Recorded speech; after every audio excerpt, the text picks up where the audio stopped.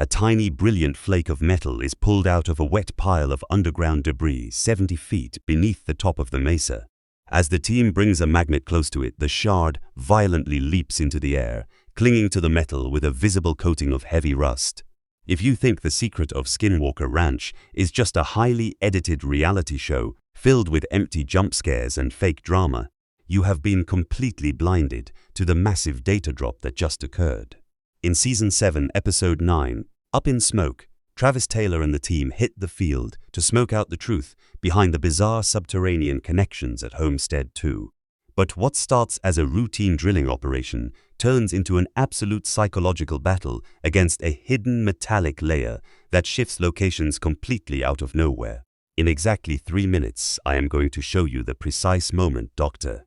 Jean-Franc deploys a custom-built, specialized ground-penetrating radar system deep inside Borehole 1, only for the scans to reveal a pair of massive, highly dense metallic anomalies sitting at the 290-foot mark, a depth where absolutely nothing human or natural should be hiding. If you click away from this video right now, you are going to miss the actual, undeniable scientific data that completely shatters our understanding of the mesa's geology.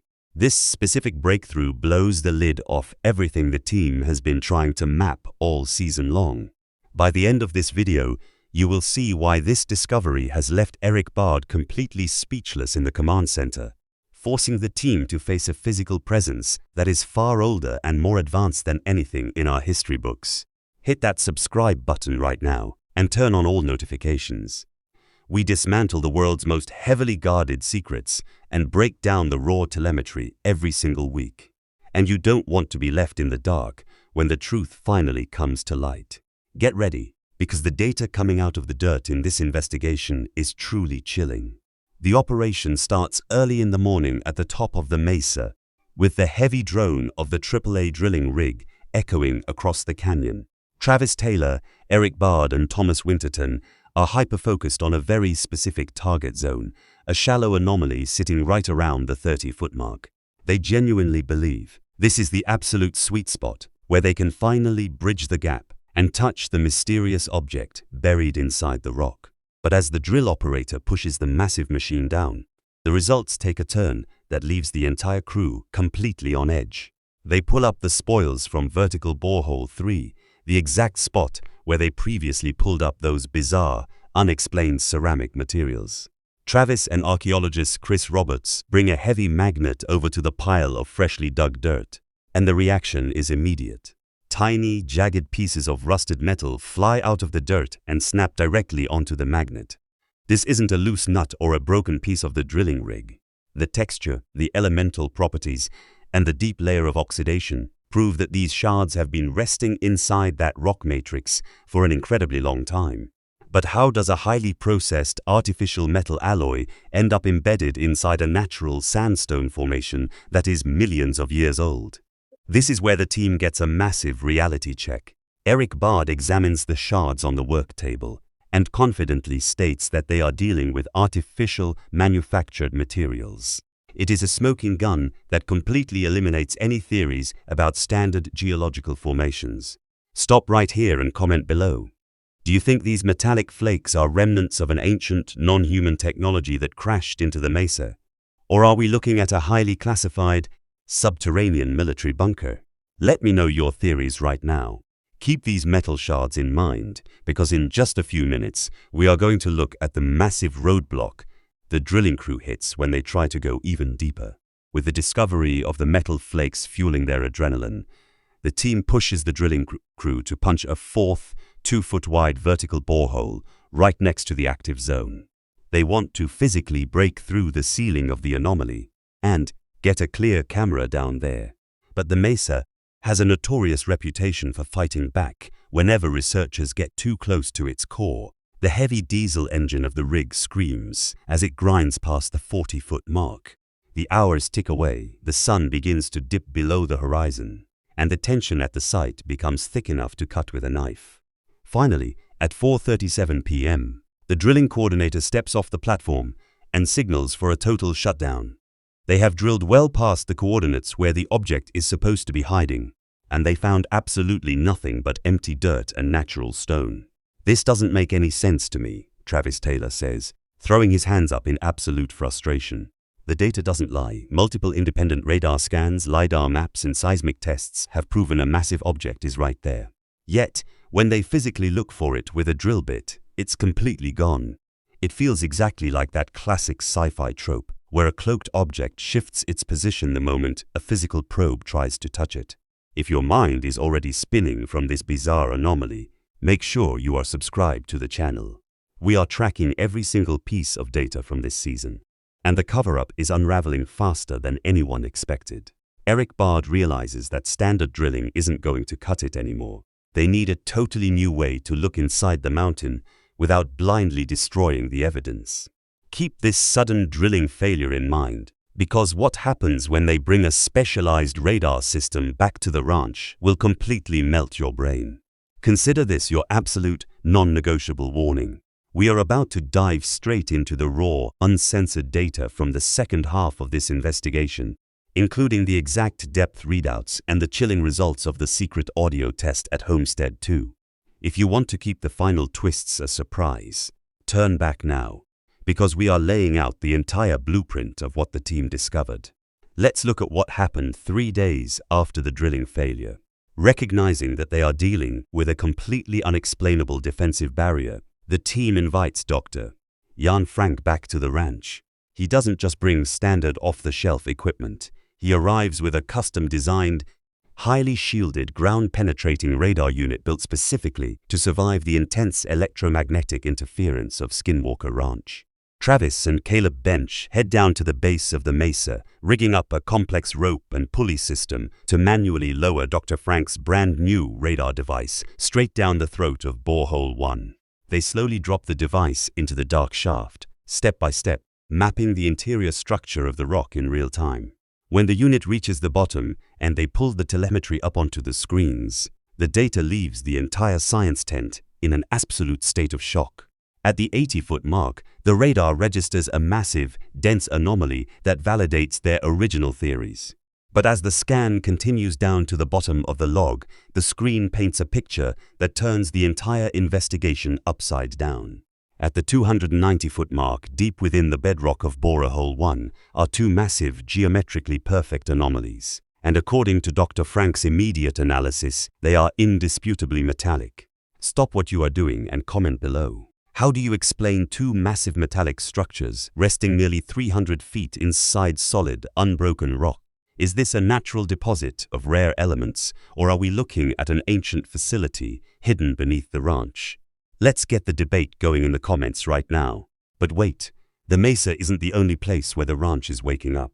The team is about to take a highly controversial secret audio file over to the ruins of Homestead 2, and the reaction they trigger is going to make your blood run cold.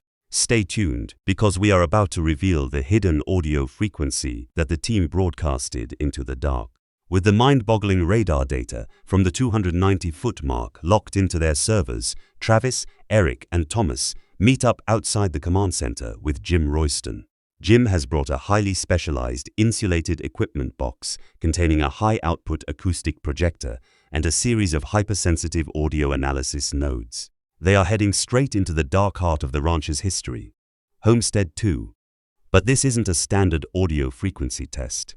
Travis reveals that they have obtained an actual, rare audio recording of a sacred whistle used by Navajo shaman Art Hardy during a highly restricted ceremony performed on the property. If you remember past investigations, Art Hardy explicitly demanded that certain parts of his sacred rituals could not be filmed or broadcasted on television out of absolute respect for the ancient spirits and the deeply personal nature of the Navajo traditions. The heavy emotional weight of the local Native American history is tangible as the team sets up the laser box outside the decaying wooden structure of the homestead. They aren't just running a scientific test. They are intentionally using an ancient, spiritual frequency to try and provoke a reaction from whatever intelligence controls the environment. It feels like a modern scientific team stepping directly into a sacred, forbidden zone, using technology to bypass an invisible cultural boundary. The moment Jim primes the audio file, a low, unnatural chill sweeps through the high desert brush. The wind completely dies down, and the ambient sounds of the ranch vanish into dead silence. If this level of real-world suspense is keeping you glued to your screen, hit that subscribe button right now. We are the ultimate home for those who want the true, unfiltered look at the actual data behind these incredible experiments.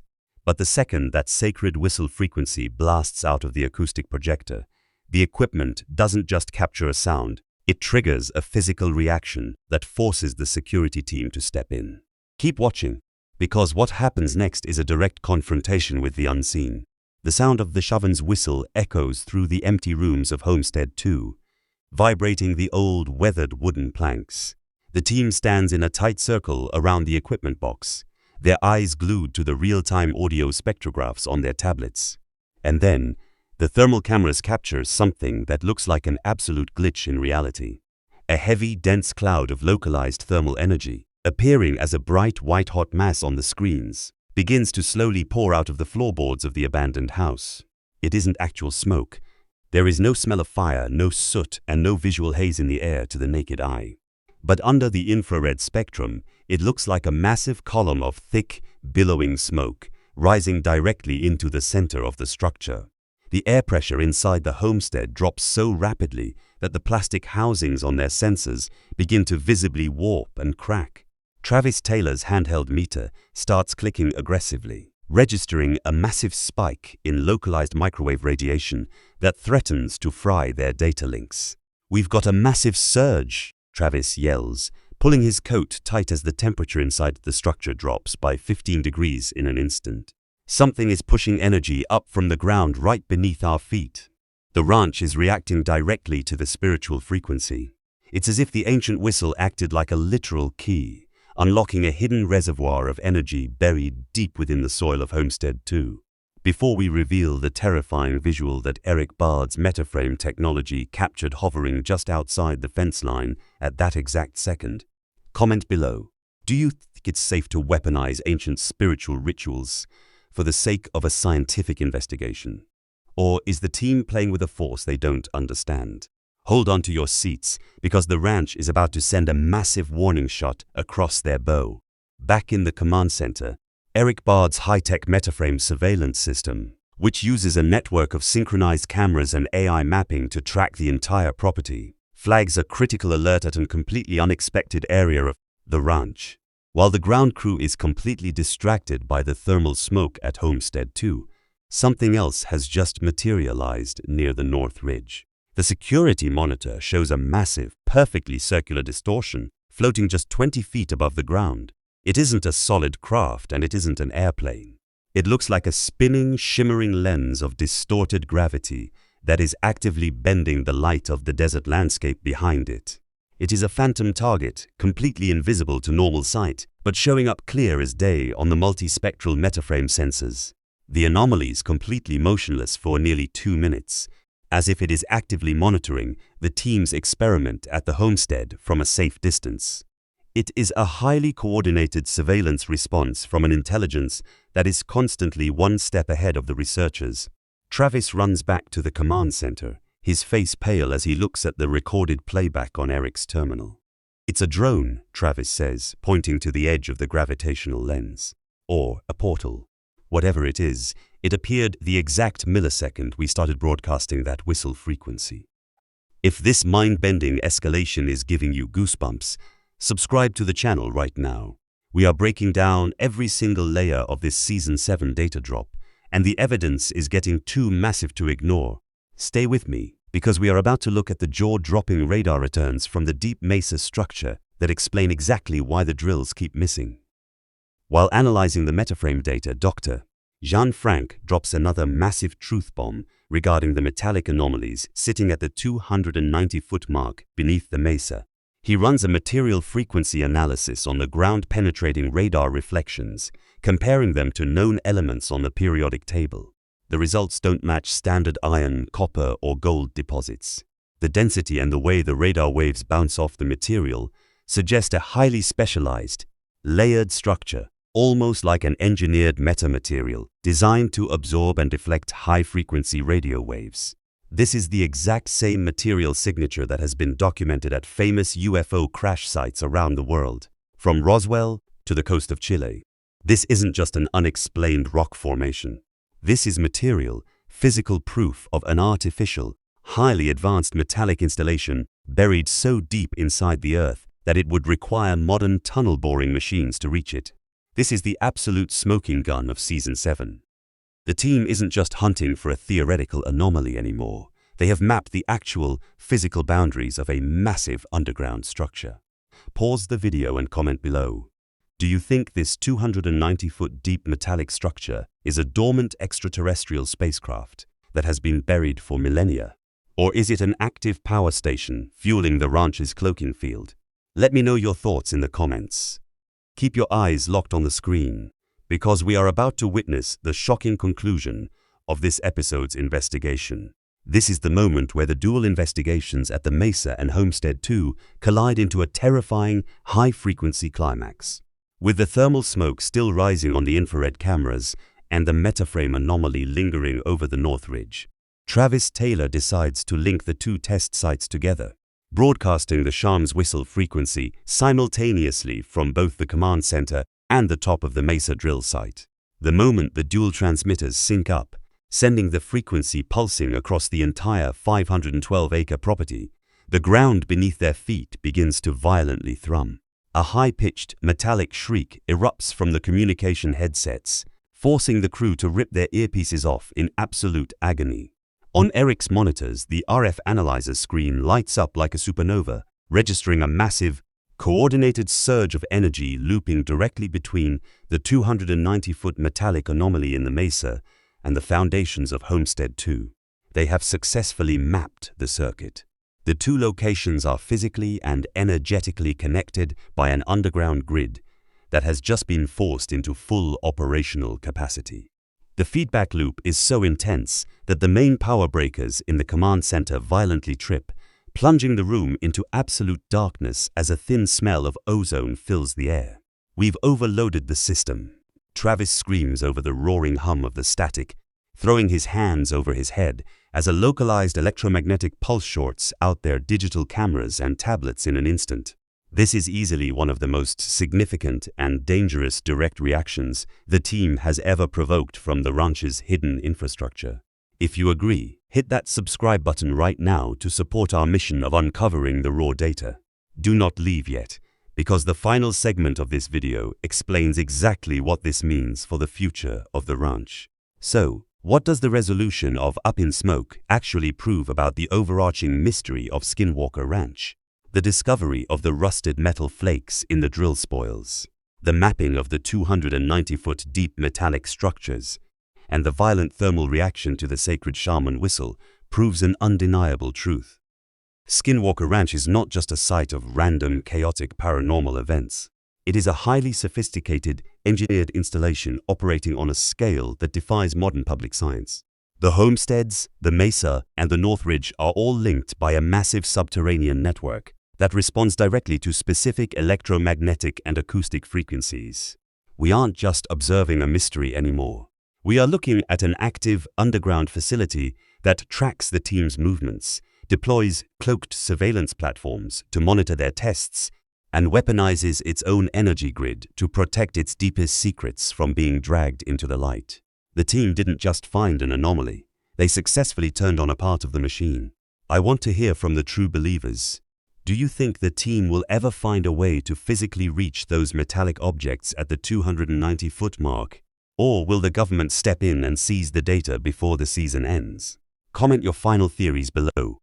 Thank you so much for watching this massive deep dive breakdown of Season 7, Episode 9. If you made it all the way to this final frame, you are an absolute legend. Go ahead and hit that subscribe button, smash the like button, and let me know in the comments what mystery or video you want us to tackle next. Until next time, keep your eyes on the skies, watch your back on the ground, and stay curious.